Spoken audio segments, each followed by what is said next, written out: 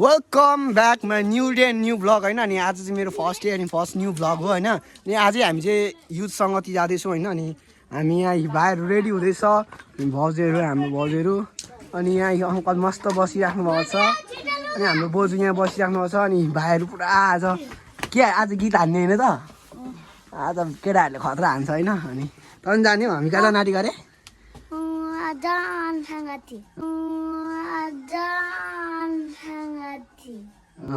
आज हामी जवानसँग जान आँट्दैछौँ अनि भाउजू यहाँ हुनुहुन्छ ल चाहिँ दिइराख्नुहुन्छ भाउजू ल मेरो भ्लग हेर्दै गर्नु होला सबैजना हामी चाहिँ घरबाट हिँडिसक्यौँ अनि हामी चाहिँ चर्चमा आइपुगिसक्यौँ हजुर गाडी 12:15मा उहाँ आउँछ भन्दै थियो 12:05 भइसक्यो खोइ बहिनी स्वागत छ तिम्रो मेरो भ्लगमा के भन्यो के दुई शब्द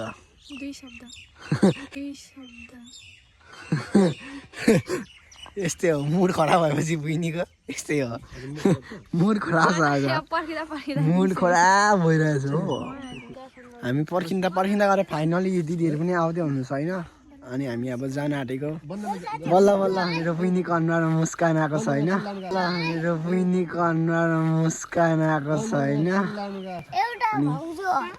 एउटा अन्त दिदी भाउजूहरू ल हामी चाहिँ अब जाँदैछौँ काल्दा डाँडा हामी काल्दा डाँडा जानुपर्ने नि हुन्छ हामी पास्टु भाइहरूसँग हामी काल्दा डाँडा जाँदैछौँ सबैजना भेला भएर ल बाई बाई लिने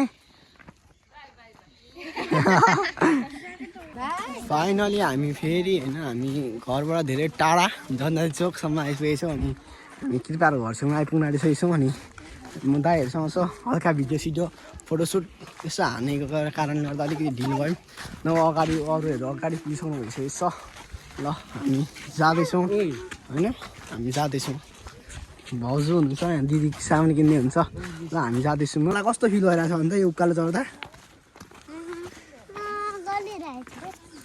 तर रमाइलो भइरहेको नि होइन यत्तिकै हिँड्दै जा म मलाई जानु सक्छस् अनि सँगति नजाने अनि हिँड्दै जाने त अब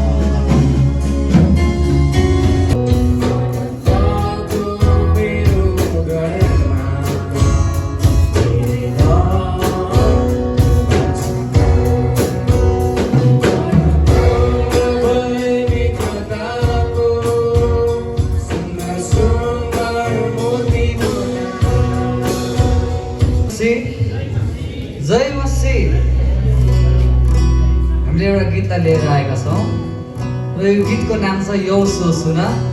तपाईहरु सबैजना आउँछ भने सबैजना मिलेर ताली बजाउँदै यो भजनलाई गाउनेछौँ। A few moments later.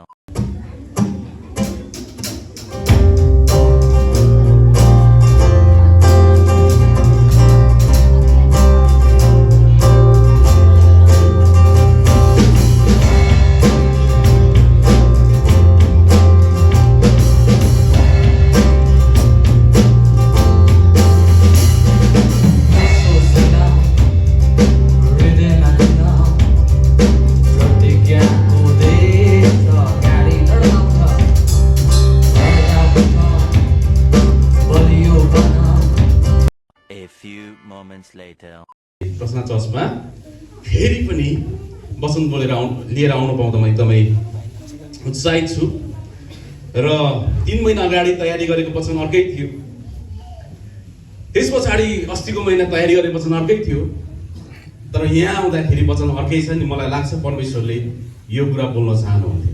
आमेन। र त्यो समयमा परमेश्वरले उहाँको दासहरूबाट बोल्नुभयो, जुन पक्कै पनि हाम्रो जीवनमा तपाईहरुको जीवनमा आशिष ल्याएको छ भन्ने म विश्वास गर्दछु। यो समयमा हामी एकदमै यस्तो समय हो, यो समय दुईटा कुरा तपाईँलाई भन्छु। एउटा बुवाले छोरालाई अथवा छोरीलाई भन्छ हेलो हेलो ल मनु कान्छे भन्दै त्यो मान्छेको नाम हेलो मनु कान्छे काम गर भने उसले के भन्छ थाहा छ? गर्दिनँ हो म त सानो मान्छे भन्छ। अनि हेलो मनु कान्छे बजार जान्छस् भने किन जान्न हौ ठुलो मान्छे भनेर हिँड्छ अरे। हेलो कान्छी भात पका भन्यो भने किन गर्थे म सानो मान्छे भन्छ अरे। र के खानु आइज भन्यो भने किन खान्न पर्दो मान्छे भन्छ अरे। यो परिस्थिति चाहिँ हाम्रो परिस्थिति, तपाईँहरूको परिस्थिति। मेरो चाहिँ गइसक्यो, ठुलो भइसकिस्, यत्रो भइसकिस्, केही पनि गर्न सक्दैनस् त केही गर्दैनस् भनेर चाहिँ बुवा आमाले कराउने उमेर पनि यही हो। अनि यो समय एकदमै च्यालेन्जको समय हो। प्रिय हामी टिनेजबाट बाटो भएर हामी जाँदै गर्दाखेरि र यहाँदेखि हामी माथि बढ्दै जाँदा हाम्रो जीवनमा धेरै चुनौतीहरू हाम्रो जीवनमा आउँछन्। प्रिय अनि यो समय चाहिँ हाम्रो जवानी विशेष अब हामी जवानी नै भनिदिन्छौँ यहाँ होइन, टिनेजलाई पनि मिलाएर जवानी दिइहाल्ने चलन छ हाम्रो। र तपाईँहरूलाई के हाम्रो यो उमेरमा तपाईँको उमेरमा के हुँदछ भने अब के सही हो के गलत हामीलाई छुट्याउन आउँदैन। र हामीसँग ठुलो समस्या अब के भइदिएको छ भने प्रभुको वचनले भने जस्तै अलिकति कन्टेक्स्ट त मिल्दैन होला, तर प्रभुको वचनले भने जस्तै मेरा प्रजाहरू ज्ञानको कमले नष्ट भएका छन् भने जस्तै तपाईँ र मेरो जीवनहरू अहिले अलिकति हाम्रो टिनेजहरू बिग्रेको कारण चाहिँ सायद हाम्रो केही बुझाइको कमीले गर्दा हुन सक्छ। सायद एउटा बुझाइ हाम्रो बुवा आमाले तपाईँ र मलाई नबुझेर हुन सक्छ, हाम्रो मण्डलीले तपाईँ र मलाई नबुझेर हुन सक्छ, तर अर्को चाहिँ तपाईँ र मैले आफ्नो आमा बुवालाई नबुझेर, तपाईँ र मैले आफ्नो मण्डलीलाई नबुझेर, तपाईँ र मैले आफ्नो मण्डलीका अगुवा पास्टर्सहरूलाई नबुझेर हामीले गल्ती गर्दैछौँ। गल्ती दुईपट्टिबाटै हुन्छ। ठिक छ, एउटा पक्षको गल्ती मिलाउला, कुनै दिन जवान बुवा सङ्गतिमा गएर आमा सङ्गतिमा गएर उहाँलाई हामी टिचिङ दिएर मिलाउला, तर अर्को पक्ष जो हामीले गर्दै गरेको गल्ती चाहिँ हामीले सुधार्नुपर्छ। आमेन। कहिले सोच्छौँ मेरो बुवा आमाले, मेरो मण्डलीले, मेरो पास्टर्सले मलाई बुझ्नु भएन, तर समस्या चाहिँ कहिले काहीँ हामीमा के छ भने म पनि केही न केही चाहिँ बुझ्नुपर्छ। म जो छु, म ठिक छु, म जहाँ छु म त्यही ठिक छु भन्ने हाम्रो चलनले गर्दा पनि कहिलेकाहीँ हामी गलत भएका छौँ। र अर्को कुरा त तपाईँ र म प्रति धेरै यो कुराहरू चाहिँ लागु हुन्छ। सायद अरू देशहरूमा अलिकति पढे लेखेको ठाउँहरूमा कति कुरा नलाग्न सक्छ, तर हाम्रो नेपालमा मलाई लाग्छ पक्कै पनि तपाईँको बुवा आमाले +2 पढेको छैन, कमैको मात्रै छ। र हामी चाहिँ लाग्दैको होइन, हामी चाहिँ यति धेरै जवान मानिसहरू थियौँ गएको होइन। यो पिकअपमा एक गाडी थियो अनि हामी चाहिँ लाग्दैको भ्लग यही हो र अब दामी सनसेट छ होइन। अनि हामी सबैजना जवानहरू टर्नै थियौँ यहाँको, त्यही भएर गाडीमा खाजा खाएको थियो। अब हामी मेरो चाहिँ भ्लग यहीँ गर्न चाहन्छु मेरो। अनि आजको यो सङ्गतिको हल्का छोटो क्लिपहरू म हालिदिनेछु। अनि तपाईँहरूले मेरो युट्युब च्यानललाई लाइक सब्सक्राइब गरिदिनु भएको होला। अनि यस्तै मेरो नाम समीर मगर छ, तपाईँ मलाई चिन्नुहुन्न, तपाईँ मेरो सब्सक्राइबर हो कि होइन? ठिक छ, म त होइन, आई डोन्ट नो, म त होइन तपाईँको साँच्ची भनेको। इङ्ग्लिसमा 2 शब्द भन्नु त, मैले भनेको इङ्ग्लिसमा 2 शब्द भन्नु भनेको, 2 शब्द 2 शब्द।